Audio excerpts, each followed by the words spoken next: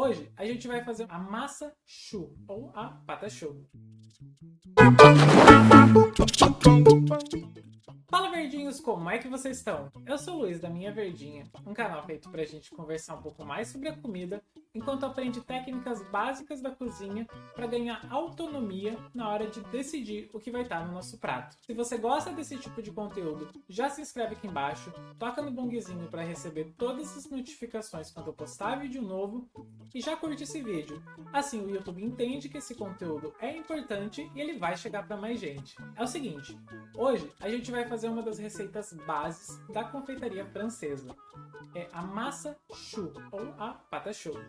É a massa que serve de base para Carolina, para eclair, bomba de chocolate, Paris-Brest, várias outras sobremesas famosas que você encontra nas padarias no mundo todo. É uma massa simples, que leva poucos ingredientes e dessa forma ela é muito versátil. Mas quando assa, ela estufa muito rápido e fica oco no centro.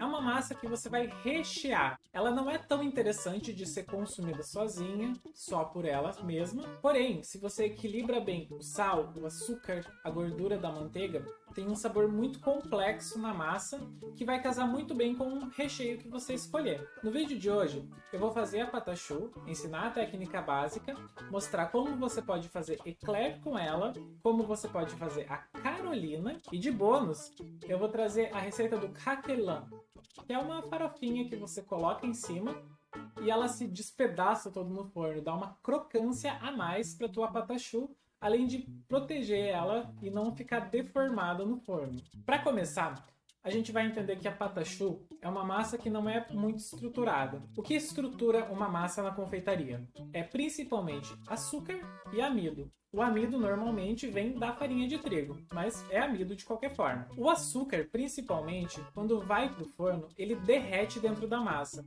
E ao resfriar, ele fica rígido. Essa rigidez é o que segura o bolo em pé, por exemplo. Tanto é que se você cortar um bolo quente, cortar um pão quente, você vai perceber que no centro ele está muito úmido, parece que está abatumado, ou que ainda está cru. Mas na verdade é o açúcar que não teve tempo de ficar firme de novo, de resfriar. A massa da patachoux não leva uma quantidade grande de farinha de trigo, nem de açúcar.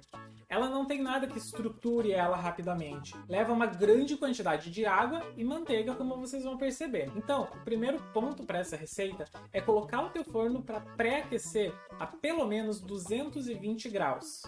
Eu vou explicar por quê. Então já coloca ela antes da gente ir para a receita. Para começar, a gente vai direto para o craquelin, porque ele precisa de um tempo de descanso um pouco maior. O craquelin é uma farofinha bem básica que a gente vai fazer um pouco mais úmida para virar uma massa. Essa massa não é tão sensível quanto uma massa de quiche, por exemplo, que você precisa fazer com a manteiga gelada para ficar crocante.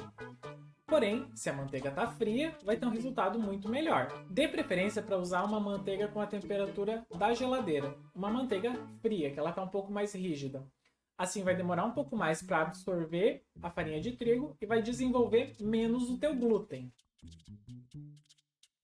Em um bowl, você vai colocar açúcar e manteiga. Dá uma pré-misturada nessa manteiga e nesse açúcar para deixar os pedaços de manteiga um pouco menores. Eu coloco a minha farinha de trigo e misturo com a ponta dos dedos muito rapidamente até conseguir fazer uma bolinha. Leva essa massa para a geladeira por pelo menos 15 minutos. Vai soltar bastante farelo, se você apertar a massa ela se despedaça toda, é assim mesmo. Nesse meio tempo, a gente vai fazer a massa da patachoux. Agora, vamos para a receita propriamente dita.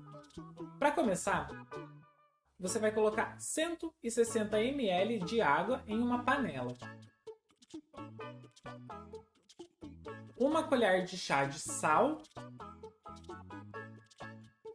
2 colheres de chá de açúcar. 70 gramas de manteiga. Se a tua manteiga está em ponto pomada, essas 70 gramas vão dar mais ou menos meia xícara. O ideal é pesar, mas se você não tem balança, pode deixar a manteiga ficar um pouquinho mais mole no ponto pomada e coloca em uma xícara até a metade. Leva para o fogo baixo para derreter essa manteiga sem evaporar muita água. Com a manteiga completamente derretida, você vai colocar toda a farinha de trigo de uma vez só. São 90 gramas. Aí você vai mexer com muita força para conseguir misturar tudo, para não ficar empelotada, para o trigo absorver toda essa água. Aí você pode aumentar o teu fogo para um fogo médio e continuar mexendo até essa massa secar o máximo possível. O ponto ideal é quando ela consegue formar uma bolinha só, quando tudo vira uma coisa só e desgruda do fundo da panela. Reserva essa massa e deixa ela esfriar, deixa chegar na temperatura ambiente, porque depois a gente vai entrar com os ovos. E se ela está muito quente, os ovos vão cozinhar e vão coagular na massa. Agora, enquanto essa massa está resfriando lentamente fora da geladeira, a gente vai pegar o nosso craquelã da geladeira e vai abrir.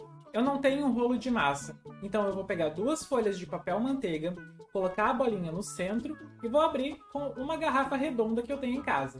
Eu abro o mais fino que eu conseguir. Não precisa ser fino como uma folha de papel. Pode ser mais ou menos 2 milímetros, 3 milímetros, até meio centímetro. Tenta deixar o mais próximo de um retângulo possível. Isso vai facilitar o corte. E essas aparas que eu estou tirando, você não vai jogar fora. Elas podem ser usadas de novo. Divide o teu retângulo em retângulos menores, de mais ou menos 1 centímetro de largura por 5 centímetros de altura. E leva de novo para a geladeira. Agora que a nossa massa está em temperatura ambiente, eu vou levar ela para a batedeira. Na batedeira, eu vou colocar um ovo e vou bater muito bem. No total, a gente vai usar 3 ovos. Só que você precisa incorporar eles um a um, porque pode ser que você não precise dessa quantidade, pode ser até um pouco menos. Depois que o primeiro ovo foi completamente incorporado, a gente coloca o segundo. Mistura muito bem. O último ovo você vai bater com um garfinho para misturar a gema e a clara. A gente vai colocar a metade desse ovo na massa e vai bater até misturar muito bem. Aqui tem que cuidar com o ponto dela. Se ela ficar muito dura, não vai crescer no forno, não vai ficar oco dentro, vai virar um pãozinho. Se ela ficar muito mole, não vai conseguir pegar formato de nada. Então tem que ter bastante cuidado. Coloca esse ovo aos poucos e vai sentindo a textura dela. Perceba que no primeiro ovo a massa não gruda nos garfos. No segundo, ela gruda em um garfo só. E quando chegar o ponto certo nesse terceiro ovo, ela vai estar toda espalhada no fundo da batedeira. Quando você bate, a ondinha que se forma com o batedor permanece. Perceba que ela está toda espalhada, mas ela está toda marcada onde passou o batedor.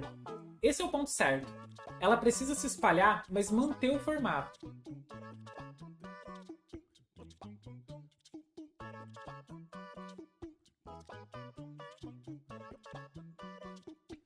Então, agora que chegou nesse ponto, eu coloco em um saco de confeitar com um bico liso e vou colocar na minha assadeira. Eu vou fazer um formato de mais ou menos 1 centímetro de largura por 5 centímetros de altura, assim como o meu craquelão. Parece que a massa é pequena, que ela tá fininha, mas ela vai triplicar de tamanho no forno, não se preocupa. Agora que eu fiz todas as minhas massas em um papel manteiga, eu coloco o meu craquelão em cima. Ele parece bem pesado porque ele está duro da geladeira, mas quando for para o forno a manteiga vai derreter e ele vai se espalhar pela massa. É assim mesmo. Essa é a eclair, ou a bomba de chocolate. O que você vai fazer é colocar direto no teu forno na temperatura alta, 220 graus, por mais ou menos 20 minutos, até ela dar a primeira explosão de crescimento. É preciso que o teu forno esteja muito quente, porque essa massa não tem ingredientes que estruturam ela. A estrutura vem do vapor de água que está dentro da massa, que vai expandir no forno. Então é preciso uma temperatura alta para que a massa seque rapidamente nessa primeira explosão. Porque se a massa seca no forno e fica crocante, ela não vai murchar depois. O que dá a estrutura da patachu é a temperatura do forno, não os ingredientes em si. Passou esses 20 minutos, baixa a temperatura para 180 e termina de assar por mais ou menos 15 a 20 minutos, até ela estar toda douradinha. A Carolina é exatamente a mesma massa, só que eu vou fazer uma bolinha com ela. Eu pego meu saco de confeitar, coloco a mais ou menos 2 centímetros da forma, deixo fazer uma bolinha, vou levantando ele aos poucos, faço um círculo de mais ou menos 5 centímetros de diâmetro e pronto. dou uma voltinha com um saco de confeitar para cortar a massa e vou pro próximo. Lembra que eu falei que as bordas eu posso reaproveitar? O que sobrou de borda, eu abri mais uma vez e vou colocar em cima dessas bolinhas. E levo para assar exatamente da mesma forma da eclair. Perceba como ela fica sequinha. Esse é o ponto. A massa tem que estar muito seca, desgrudando do teu papel manteiga. Para não complicar ainda mais esse vídeo, eu vou fazer uma ganache simples para rechear tanto a bomba de chocolate quanto a Carolina. Para essa ganache, eu vou usar uma xícara de chocolate meio amargo picado e meia xícara de creme de leite. Quando eu faço ganache para recheio, eu prefiro misturar as duas coisas e derreter no fogo bem baixo. Porque assim eu consigo controlar o ponto. Se eu perceber que a ganache está muito mole, eu coloco mais chocolate. Mas essa proporção normalmente funciona muito bem. Vai depender da porcentagem do teu chocolate. Quanto maior ela for, mais cacau tem e mais firme fica a tua ganache. Então vai sentindo a textura. Quando ela tá na panela e você mistura, se ela não escorre completamente, tá bom. Só que tem que cuidar para ela não ficar muito dura, senão você não vai conseguir usar como um recheio. Para rechear, nos dois casos, eu vou virar para baixo, abrir um buraquinho e colocar a minha ganache de chocolate até preencher todo o espaço vazio dentro dela.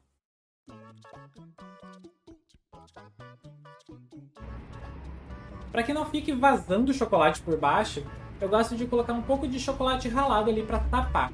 Esse é o resultado final.